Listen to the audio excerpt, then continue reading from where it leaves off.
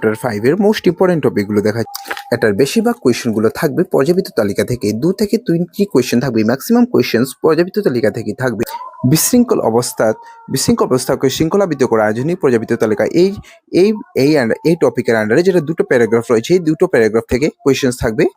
আধুনিক পর্যাবৃত্ত তালিকার মৌলগুলোর স্থান থেকে এই এই এই টপিকটার আন্ডারে যেগুলো কোয়েশ্চেন্স প্যারাগ্রাফ রয়েছে, এটার কোয়েশ্চেন্সগুলো থাকবে। বা দেখতে পাচ্ছেন যে বর্গের নিচের দিকে থাকলে কক্ষের সংখ্যা বাড়তে থাকে, উপর দিকে থাকলে কক্ষের সংখ্যা কমতে থাকে। দেখছি যে পর্যায়ে বাঁদিক থেকে ডান দিকে যেতে থাকলে পারমাণবিক সংখ্যা এবং এক একক বাড়ার সাথে যোজক ইলেকট্রনের সংখ্যা এক একক করে বাড়ে।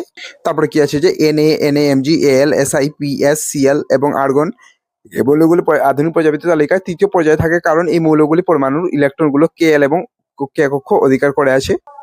88 পেজের এই প্যারাগ্রাফটা সবচেয়ে উপরের দিকে প্যারাগ্রাফটা, যেটার মধ্যে কি আছে যে কোনো পর্যায়ে মৌলের পরমাণুর ব্যাসার্ধ বাঁ দিক থেকে ডান দিকে কমে যায়, ঠিক আছে।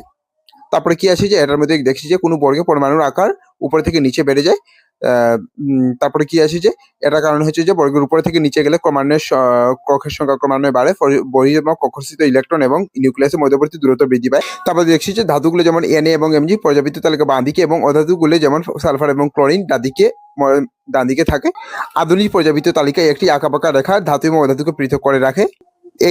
এই সীমারেখাটার অবস্থিত মৌলগুলো কি আছে? Boron, silicon, germanium, arsenic, antimony, tellurium, polonium. এই ধর্মগুলো ধাতু এবং অধাতু মধ্যবর্তী, এগুলোকে বলা হয় ধাতুকল্প এবং বা অর্ধধাতু।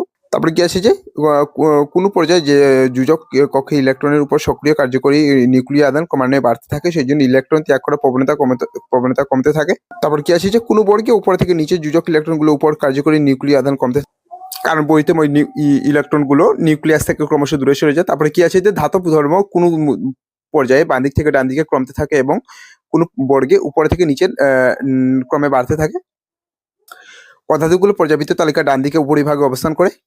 ধাতব অক্সাইডগুলো ক্ষারকীয় এবং অধাতুর অক্সাইডগুলো সাধারণত অ্যাসিড বা অনুশীলনী যেগুলো এমসিকিউ দেওয়া আছে, এমসিকিউ গুলো ভালো করে